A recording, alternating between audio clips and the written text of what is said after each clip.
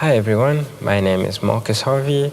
I'm the front of house engineer here at Church and May in Wynberg, and today we're going to be having a look at the 10-track live recorded album Live at the Mill, which I also mixed, and we're just going to have a look at how it all happened.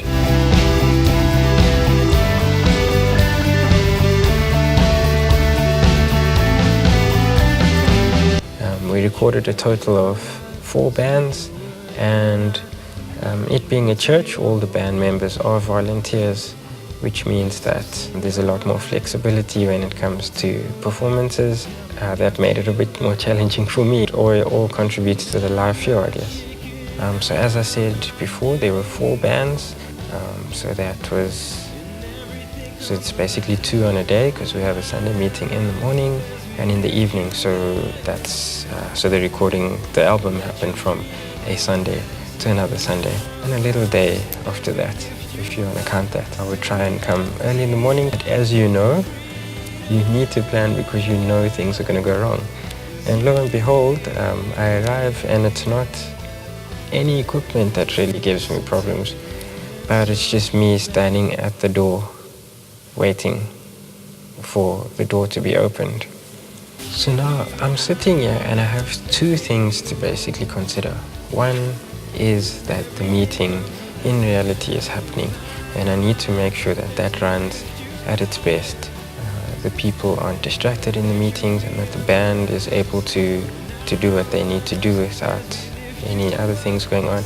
And at the same time, I had to make some decisions that will also benefit me for studio, the live recording use. So what were some of those decisions that were made?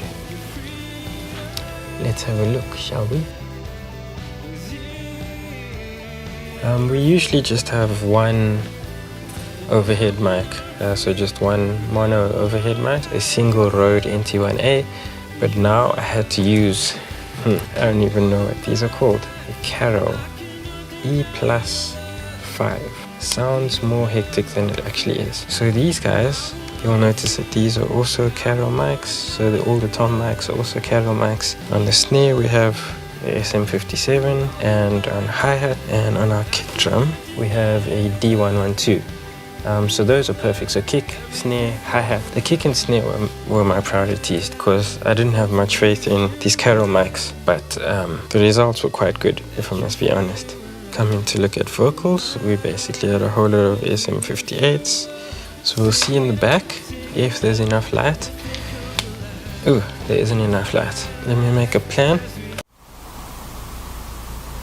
So what we have here is our guitar amp. The reason it's at the back is so that we can really crank the gain and warm up the amp nicely. It also helps us because it means that this mic is very far away from the drums and we won't get as much bleed into them. It helps me to be able to crank that electric guitar up in the mix. So I had to make an important decision very early on in the recording. How do I deal with bleed? Because this is a live recording. The issue isn't really the drum kit. We have the bassist that stands here and looks at the drummer. We have trumpet player standing here, very close to the drums. We have banjo and violin player standing here, very close to the drums. Vocalist, very close to the drums. So the issue is more the drums bleeding into everything else. The solution or the choice I had to make was to keep the bleed and to give this album a very live sound. So this guy was quite vital in making sure that that live sound happens. And that basically just looks at the congregation. It grabs up the ambience of the room when everyone's singing.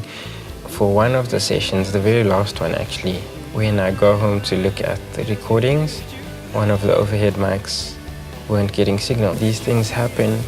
You have to make a choice immediately and do what you can. So I still wanted an overhead. It was the overhead that was to the floor tom side that was still working. So I just had to recognize what would be emphasized, that low end would be emphasized, and I had to make sure that when I EQ and do compression that it caters for that emphasized section of the drum kit. It happened to be a Carol mic again.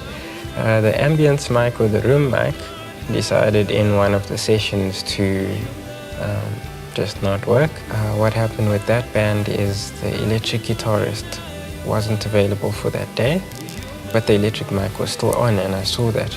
So I was still getting a little bit of sound of the room. So what I did was I put a compression on there, and I used the BF76 and I knocked that input gain, and that just made the room explode. And it was actually quite a cool warm sound, and I would have never tried something. I would have never thought of using a 57, worse than that, a 57 that's looking at a guitar amp that isn't even looking at the crowd, as a microphone for that. It's situations like that that make you think quick in the moment and make you figure out things you've never thought of before. Yeah, so that was a pretty crazy one, but through the challenges we learn, and I believe that it's really helped me for the future to think quick and to not get demotivated. If I had decided early on that, I don't have 906s on the kit, and I don't have, Neumann's for vocals. If I was blaming the equipment, this album would have never happened, and it just would have been a flop from the start. So the reality is we don't always get what we want, and we have to work with what we have, given the time, given the circumstance. So I hope that you enjoy the album, and I thank you for taking the time to actually listen to me explain how it all went down.